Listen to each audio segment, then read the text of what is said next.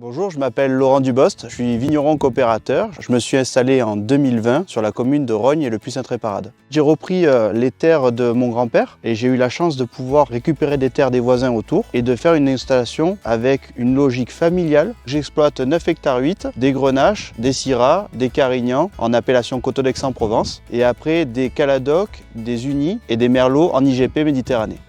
Ça s'appelle de l'ébourgeonnage.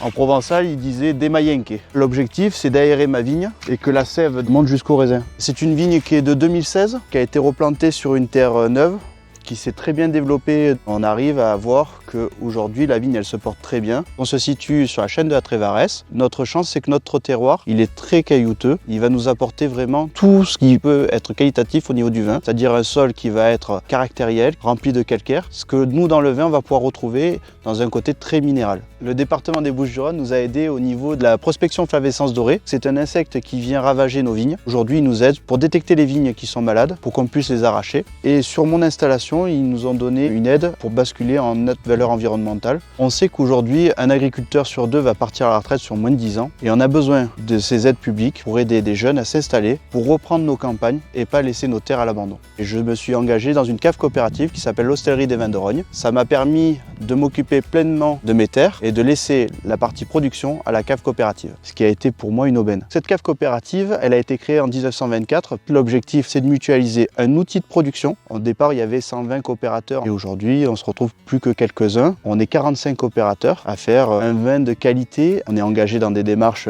haute valeur environnementale. Certains sont en biologie. Il y a 40 ans, on a eu l'appellation Coteaux d'Aix-en-Provence qui a été créée. Sur la cuvée 1924 rosé, on va avoir des vins boisés, un peu sur la vanille. Après, sur la partie beau voyage blanc, ce que j'aime bien, moi, c'est de le boire en apéritif. Mais on peut aussi bien mettre une bouteille de numéro 20 qui va nous permettre d'avoir un petit côté agrume et festif. Je suis président de la fête du vin des Coteaux d'Aix-en-Provence qui se passe à Rognes. Et chaque été, on va organiser une fête qui va permettre de réunir les consommateurs et tous les viticulteurs des Coteaux d'Aix. Ça nous permet d'amener des gens vers notre métier. N'ayez pas peur de traverser les portes de nos caveaux de vente et venir goûter la qualité de nos vins. À travers les années, vous allez voir, le palais évolue et la qualité de nos vins s'améliore toujours.